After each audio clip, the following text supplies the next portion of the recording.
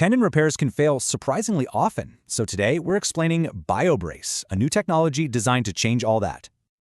Okay, so to get how BioBrace works, we first need to understand the problem it's designed to solve.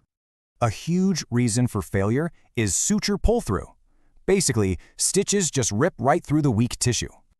And this problem is so big, it led one top surgeon to make this pretty blunt statement. So what's the solution? Well, a new type of implant actually reinforces the repair, kind of like a scaffold. This is done with a biocomposite scaffold. Think of it as a hybrid material that gives you the best of both worlds.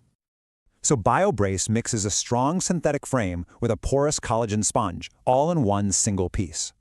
You've got these PLLA fibers for day one strength, and then the collagen matrix to kickstart the body's own healing.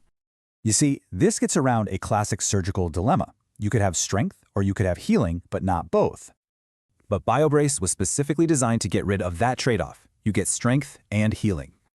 Now what's really cool is its structure. Instead of being thin, BioBrace is a thick 3D scaffold. And that beefy structure allows for what's called load sharing. It helps the tendon without completely babying it. This chart lays it all out. You can really see the old trade-offs between healing and strength that BioBrace tackles. But the really mind-blowing part was what they found when they looked at the implant under a microscope. First up, they saw the patient's own cells had moved deep inside the implant's pores. That's step one. Then, they saw a bunch of new, dense collagen tissue actually forming right there inside the scaffold. And finally, they confirmed this new collagen was organizing itself, looking more and more like healthy tissue. So what you're seeing is this amazing dynamic process. The body was literally turning the implant into new tissue.